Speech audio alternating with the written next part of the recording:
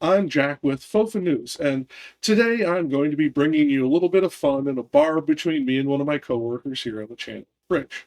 He supports this concept. I am vehemently against it, and I figured, instead of us just arguing in Discord DMs and whatnot, I'd bring a interesting little video for you, our audience, to potentially and hopefully have some fun. So without any ado, I'm going to get right into it and start with my syllogism on the subject. Non-overlapping magisteria, or Noma, is the philosophical equivalent of putting up an employees only sign and hoping that nobody asks too many questions or pushes that door open, when you're not looking. It is used to segregate science from religion and put them into distinct, non-conflicting domains. Science deals with the facts, while religion supposedly handles the morality.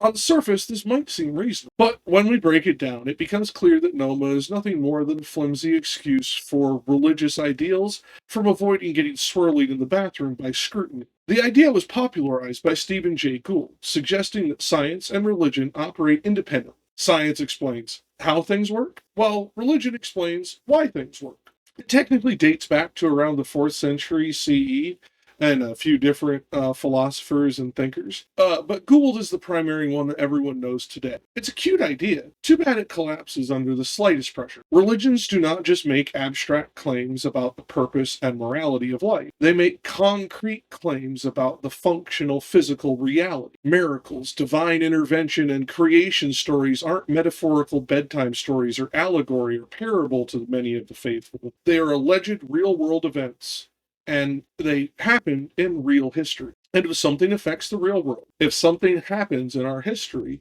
science has every right to put it under a microscope and poke it with a stick.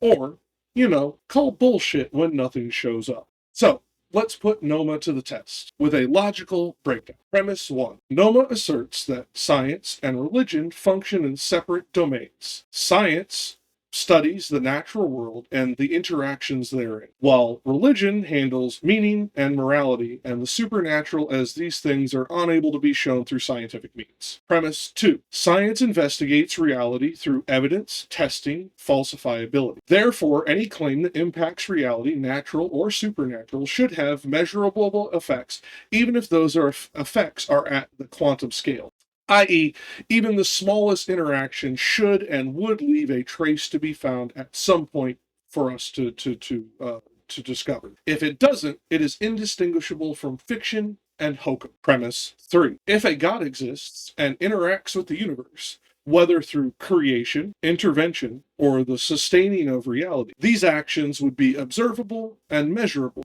or at least inferable in some way that is demonstrable. Premise 4. If there is no measurable evidence of a God's interaction, we are left with 3 possibilities. A. The God or gods do not exist. B. The God or gods exist but do not interact with reality. Or C. The God or gods exist but deliberately hides their presence, making them a deceptive fuck. Premise 5. A deceptive God contradicts the religious claims of divine truth and honesty, rendering most religious explanations self-defeating and unsound. Conclusion. Noma is a form of special pleading. It carves out a faith zone where religious claims are exempt from evidence, something no serious inquiry would ever accept. Either a God interacts and is measurable, disproving Noma, or a God doesn't interact and is irrelevant, also disproving Noma. Or the gods, as we understand them and have conceptualized them here on Earth, are just cosmic gaslighters tricking us all, which would honestly explain a whole lot. Why does this matter? And why did I bring you this video? Well, Gould is quoted as saying, "Science and religion stand watch over different aspects of all our major flashpoints. May they do so in peace and reinforcement, and not like the men who served as cannon fodder in World War I, dug into the trenches of a senseless and apparently interminable war, while lobbing bullets and canisters of poison gas at supposed enemies, who, like any soldier, just wanted to get off the battlefield and on with a potentially productive and rewarding life." This shows how Gould thought about this concept at the foundation. It was an end to the bloodshed. Not that it is true, not that it shows sound or valid reasoning within the scientific field. It stems the tide of blood to allow the soldiers, scientists, to go home to their families. But the reality of what this did was it created an illusion that has allowed the theocrats into seats of power, so much so that they are currently mutilating science yet again. History rhyming oh so eloquently on time, just to take Gould out back of the woodshed for his deserved fate. Noma isn't just a cute philosophical quirk. It's an intellectual get-out-of-jail-free card for religious nonsense. It allows religions to dodge the same level of critical analysis that every other field of knowledge demands. Imagine a scientist coming up to you and saying, "Oh no, my theory isn't meant to be tested, it's just true because I believe it." That would be laughed out of the room so fast you would not even know what to do with yourself. But slap a religious label on that same claim. "Oh, it's not meant to be tested, it's just because I believe it." Suddenly it is sacred and untouchable by science, and science can't investigate it.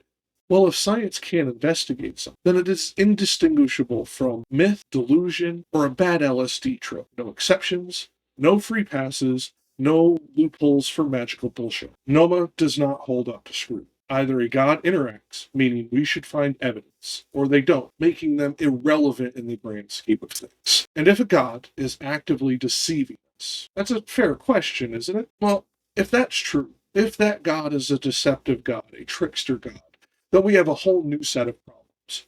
But the one thing is for certain, there is no fourth option. And Gould saying, we should therefore with grace and optimism embrace Noma's tough-minded demand, acknowledge that personal character of these humans of these human struggles about morals and meanings, and stop looking for definitive answers in nature's construct. But many people cannot bear to surrender nature as a transitional object, a baby's warm blanket for adult comfort. But when we do, for we must, nature can finally emerge in her true form, not as a distorted mirror of our needs, but as our most fascinating companion. Only then can we unite the patches built by our separate magisteria into a beautiful and coherent quilt called wisdom. It does not make it true. It shows that Gould thinks wisdom comes from only those who can unite religion and science, showing his baked-in presupposition that he never acknowledges within the botched abortion of utilitarian calculus that is Noma. When in reality, wisdom is the ability to use knowledge and experience and understanding to make sound judgments and decisions, often involving deep understanding of oneself and the world as they interact with one another, not appeals to invisible barriers and arbitrary compartmentalization. Noma fails. End of story. Anybody who is still using this argument in 2025, send them my video. I will have a field day with them in the comments. Have a good day. Hi, I'm Jack, and come back to us next time on FOFANews and follow us on Substack and click the little bell down below. It helps a small channel like us out immensely. Thank you for coming.